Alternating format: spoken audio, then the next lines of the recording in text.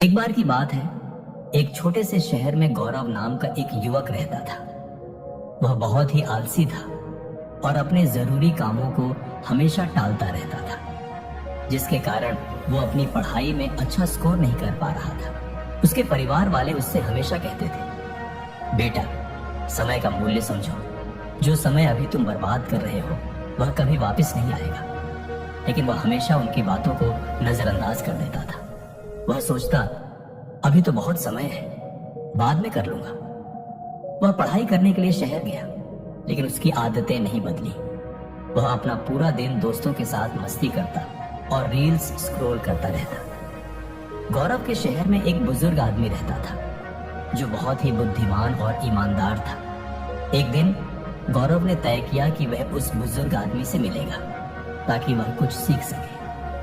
गौरव उस बुजुर्ग आदमी के पास गया। वह बुजुर्ग आदमी पेड़ के नीचे बैठकर मेडिटेशन कर रहा था। गौरव ने उसे नमस्कार किया और कहा, मेरी मदद कीजिए, मैं जिंदगी में विफल हो रहा हूँ। हर बार मेरे दोस्त मुझसे आगे निकल जाते हैं, लेकिन मैं हमेशा पीछे रह जाता हूँ। मुझे उन सबसे अच्छा बनना है। मुझे बताइए कि मैं ये कैसे कर सकता हूँ। बुजुर्ग आदमी ने कहा, बेटा, तुम संघर्ष झेल रहे हो क्योंकि तुम अपने कामों को हमेशा टालते रहते हो और समय की कदर नहीं करते। मैं तुम्हें एक कहानी सुनाता हूँ, जिससे तुम समय के मूल्य को समझ सकोगे। बुजुर्ग आदमी ने कहानी शुरू की। एक बार की बात है, एक राजा था जो बहुत दयालु था। वह अपनी जनता से बहुत प्यार करता था और उनकी मदद किया करता था। एक दिन उसे एक व्यक्ति मिला जो बहुत ही आलसी और गरीब था। उसके पास न तो पैसे थे, न ही नौकरी और न ही इज्जत। वह हमेशा अपनी परेशानियों का दोष दूसरों को देता था। राजा ने उससे उसकी जिंदगी और उसकी परेशानियों के बारे में पूछा। उस व्यक्ति ने कहा, पता नहीं लोग मेरे बारे में ऐसा क्यों कहते हैं कि मैं कुछ नहीं कर सकता। जब भी मैं किसी नौकरी की तलाश में जाता हूँ, सब मुझे मना कर देते हैं। राजा को उस व्यक्ति के लिए बुरा लगा। राजा ने कहा, एक सौदा करते हैं। सूर्य अस्त होने से पहले तुम मेरे राज दरबार में आना और जितना सोना चांदी तुम ले जा सको उतना ले जाना। वह सब तुम्हारा होगा। आदमी बहुत खुश हो गया और राजा को धन्यवाद कहा।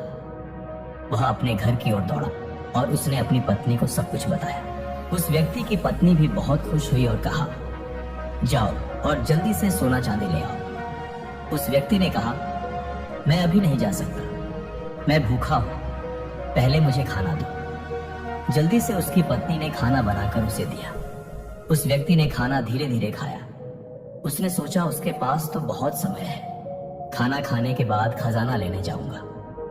खाना खाने के बाद उसे नींद आने लगी। उसने सोचा, मैं अभी थोड़ी देर सो लेता हूँ, कुछ देर बाद चला जाऊंगा। उसने सोचा कि वह थोड़ी देर ही सोएगा, लेकिन वह 2 घंटे के लिए सो गया। जब वह सोकर उठा, उसने देखा कि देर हो गई है। उसने जल्दी से कुछ बैग उठाए और राज दरबार की ओर भागा।